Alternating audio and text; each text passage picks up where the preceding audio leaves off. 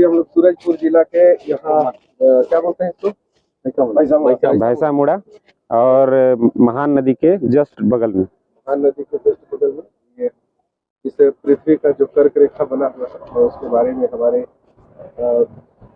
शिक्षक हैं अशोक कुमार सनवानी सर, जिनसे हम बात करेंगे इसके बारे में, आप सभी को जानकारी देंगे। तो सर, आप अपना पहले परिचय बताइए। चलिए, बहुत बहुत धन्यवाद।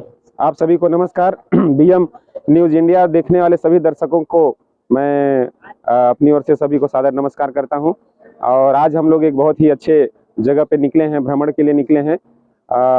सूरजपुर जिले के हम लोग एक ऐसे ऐतिहासिक जगह पर हैं, ऐसे पर्यटन स्थल पर हैं जहां पे भूमध्य रेखा, जिसे हम कर्क रेखा के नाम से जानते हैं, वहां पे हैं। और ऐतिहासिक इसलिए भी है ये जगह क्योंकि छत्तीसगढ़ के सूरजपुर जिले और खास करके यहाँ से जो कलकल करती हुई नदी बही है उसके जस्ट बगल में ये कर्क रेखा है, जहाँ पर हम लोग इकट्ठा हुए हैं। और इसकी खासियत क्या है, देखिए, आइए मैं आप लोगों को बताता हूँ एक एक करके जानकारी बहुत ही थोड़े समय में। ये आप देख रहे हैं पूरे दुनिया का ये हमारा ग्लोब है, नक्शा है, मानचित्र है। और इस मानचित्र में आप अगर देख पा रहे हैं कैमरामैन के माध्यम से, ये आप एक लकीरें दिखाई दे रही हैं ठीक इस ग्लोब में, इस मानचित्र में सीधे मतलब बीच में दिखाई दे रही है। ये ऐसे करती हुई गुजरी है, देखिएगा, ये एक कर्क रेखा कहलाता है। और ये जो रेखा गुजरी है कई देशों को छूती हुई है इसमें, है ना। तो इसमें आप देखेंगे 11 देशों को छूता हुआ इस तरह से जब ये आता है तो यहाँ पे भारत का नंबर आता है। ये भारत का नक्शा अगर थोड़ा जूम करके आप देखें कैमरामैन के माध्यम से, तो भारत के बीचों बीच में जो है कर्क रेखा गुजरी हुई है। अब मैं अब इस नक्शे को मैं बड़े नक्शे में दिखलाना चाहूंगा। ये नक्शा बगल में है, इसको मैं यहाँ से फोकस करता हूँ, आप इधर आ जाइए। ये आप देख रहे हैं हमारे भारत का मानचित्र है। और वही रेखा जब यहाँ गुजरती है तो आप देखेंगे गुजरात को छूती हुई निकल रही है, मध्य प्रदेश को छूती हुई, छत्तीसगढ़ को, झारखंड को, पश्चिम बंगाल, त्रिपुरा और मिजोरम को। अब इसकी सबसे बहुत ही सटीक और खास बात मैं आपको बता दूं, आप जैसे देखेंगे अगर हम इस पृथ्वी के मानचित्र पर, अगर विश्व के मानचित्र पर अगर हम देखें तो ये इस कर्क रेखा के अगर ऊपर की ओर आप देखेंगे तो इधर के जो लोग हैं, क्योंकि यहाँ पे टेम्परेचर सनलाइट कम पड़ता है, इसलिए जो है इधर के लोग रंगों, जो हमारा शरीर का रंग होता है, वो चमड़े का जो रंग होता है वो गोरे रंग के मिलेंगे आपको। और इधर के जो लोग होते हैं ये जो है काले रंग के होते हैं। जैसे फॉर एग्जाम्पल आप देखेंगे भारत में, अगर भारत में आप देखेंगे तो ये भारत के नक्शे में आप जैसे ही इस रेखा के नीचे और जाएंगे, जैसे हमारा तमिलनाडु है, तेलंगाना है, आंध्र प्रदेश है, कर्नाटक है ना, ये इधर के लोगों का जो है ना, देखिएगा रंग जो होता है ना, वो सांवला होता है, काले रंग के होते हैं। इसलिए क्योंकि जो सनलाइट होता है, सूर्य की प्रकाश की किरणें इधर तेज पड़ती हैं, इसलिए यहाँ का जो रंग होता है लोगों का काला होता है। और जैसे जैसे अगर आप उभर बढ़ेंगे, जैसे पंजाब, हरियाणा, जम्मू कश्मीर में आप जाएंगे तो इधर के लोगों का जो रंग होता है अधिकांश जो है सनलाइट कम होने के कारण जो है रंग जो है गोरा होता है। तो ये इसकी खासियत है। तो आज हम लोग पर्यटन स्थल कर्क रेखा जो सूरजपुर जिले के यहाँ पे स्थित है, आप सभी ये छोटी सी जानकारी सामान्य ज्ञान के लिए, आप लोगों के लिए, छत्तीसगढ़ वालों के लिए भी और पूरे दुनिया के लोगों के लिए भी ऐतिहासिक जगह का जो है जानकारी आप लोगों को मिला।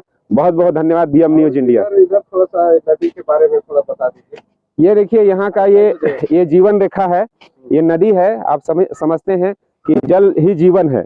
और ये नदी नहीं, ये इस प्रदेश ही नहीं बल्कि प्रदेश के बाहर भी इस नदी का पानी अन्य प्रदेशों के लोगों को मिलता है।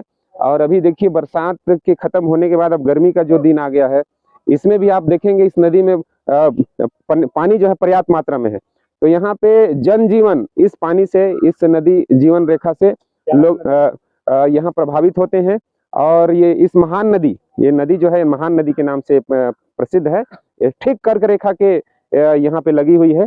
और ये इस नदी का उद्गम स्थल कहाँ है? इस नदी का उद्गम स्थल ठीक लोगों की जानकारी के अनुसार अभी थोड़ा सा मुझे भी स्मरण में नहीं है, उसको आप लोग को बताएंगे किसी अगले एपिसोड में।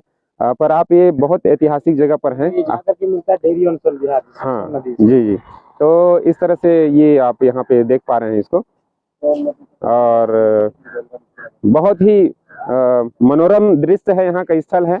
गर्मी के दिनों में भी और सभी मौसम में यहाँ लोग आते हैं। तो आप सभी का बहुत बहुत धन्यवाद।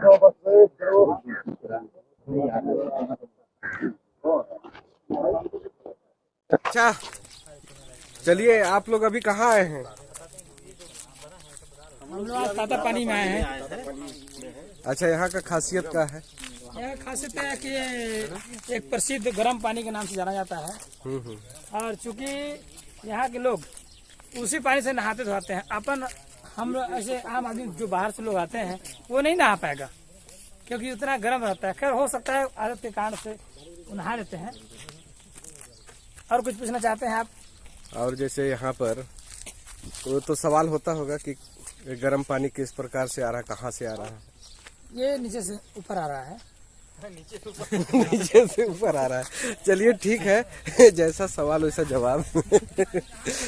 और भी इसमें कुछ बात है। और यहाँ पर प्राकृतिक देन है। और यहाँ पर का बताइए कुछ ऐसा जो विशेषता यहाँ का? विशेषता ये है कि जितने यहाँ पे कोई व्यक्ति अगर आएगा और खाद खुजली लेकर आएगा, किसी प्रकार का जुमा वगैरह बीमारी रहेगा तो वो बीमारी यहाँ पानी से नहाने से खत्म हो जाता है। इसका गारंटी है। अच्छा। हाँ, ये प्रैक्टिकली बात है। हाँ सबका। और यहाँ पर मतलब ये जो सौंदर्यीकरण कर रहे हैं यहाँ पर कहना चाहिए कि पार्क वगैरह जो बन रहा है, धीरे धीरे यहाँ पर वो ये पार्क वार्क बना के यहाँ की जगह को एक अच्छा दर्शनीय स्थल बना के रखे हुए हैं। जैसे आप देख सकते हैं आगे ये शिव भगवान जी का फोटो है, मंदिर बना के रखे हैं। इसमें गंगा जल गिरता है, वही गंगा जल से पूरा गर्म पानी हो रहा है। तो और यहाँ पर चलिए 2 महिलाएं अभी 10 अंडा उबाल रही हैं, उसको देखेंगे आप। ऐसा। हाँ, उबल भी गया है अंडा। और वो मैं बोला उनको महिलाओं को। चलिए ठीक है। यहाँ पर जैसे मान लीजिए सबसे ज्यादा जहाँ पर जा रहे हैं मान लीजिए वहाँ पर ज्यादा हीट है पानी, बहुत ज्यादा हीट है सर। और जो वहाँ पर हम लोग थे वो कुछ नॉर्मल है। ऐसा ज्यादा हीट के जगह पे हम लोग अभी जा रहे हैं। ऐसा यहाँ पर मतलब ज्यादा गर्म पानी मिलेगा आपको जी। नहीं, पानी ही नहीं कर अच्छा, रहा है। ये कौन सा मतलब जगह में पड़ता है? ये बलरामपुर जिले में पड़ता है। बलरामपुर जिले में। और इस गांव का नाम क्या है? ताता पानी के नाम से लोग जानते हैं इसको। अच्छा, इसका नाम ही ताता पानी ताता पानी के नाम से प्रसिद्ध। गर्म होने के कारण हाँ, उसको ताता पानी। यहाँ बहुत दूर दराज से लोग आते हैं और कोई बीमारियों का इलाज होता है यहाँ। सभी जगह से गर्म पानी निकलता है। हाँ, सभी जगह से। यहाँ इस मतलब ये जो नदी है जी, नदी इसको क्या बोलेंगे? हाँ, एक नाला के रूप में है। नाला। ये नाला भी गर्म है? जी हाँ, वही पानी गर्म है। हाँ, वो उसको बात किया हूँ तो अब मैं बहुत सारे साथी आज ताता पानी घूमने आए हुए हैं। लड़का कहाँ है अभी फिर बात करते चलिए सभी ताता पानी का आज बोलूँगा आज आनंद उठाते हुए तो कल उसको देखते हैं, फिर आज बना देगा तो और है ना। ये है जी, चलिए अंदर दिखाएंगे आपको। इधर से आप आइए।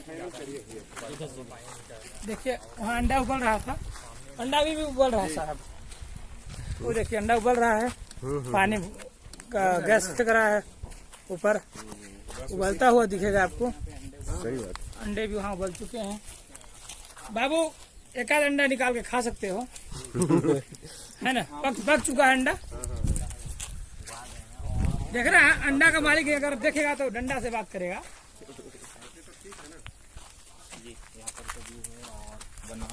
चलिए दिखाते हैं नजदीक से। गर्म पानी से नहाना बोलते हैं, खुजली वगैरह कुछ भी चीज रहता है वो दूर हो जाता है। आप लोग उबाल का कितना समय लगता है उबलने में? उबलने में पता नहीं, अब 10 मिनट तो हो गया होगा। एक आध खिला सकते हैं क्या दीदी? कुछ तो निकालते हैं अभी अंडा को यहाँ पर और देख। चलिए इसको इसका तापमान यहाँ लगभग कितना होगा? इसे नहीं पका नहीं गिरेगा। तो सर आप थोड़ा बताएंगे यहाँ पर का विशेषता कुछ? विशेषता ताता पानी का उद्गम स्थल पर रहने वाले लोग ही ज्यादा विस्तार पूर्वक बता सकते हैं। तो यहाँ पर का कोई स्थानीय है? आप लोग कहाँ से हैं? नहीं है, हम लोग सीतापुर से। अच्छा, सीतापुर से। हम लोग यहाँ के दीदी लोग बताएंगे। हम लोग ताता पानी का जो है ये इसको अंडे को क्यों निकाल दिया?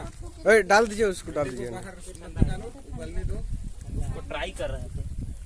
वैसे कहाँ पता चलेगा उस? आप लोगों को उसको डाले कितना? 10 मिनट हो गए हैं। 10 मिनट करीब हो गया। उबल जाता हो क्योंकि बहुत हार्ड है इतना जो इसका जो वाष्प दिख रहा है ना, उसके कारण पता चलता है कि कितना गर्म होगा ये।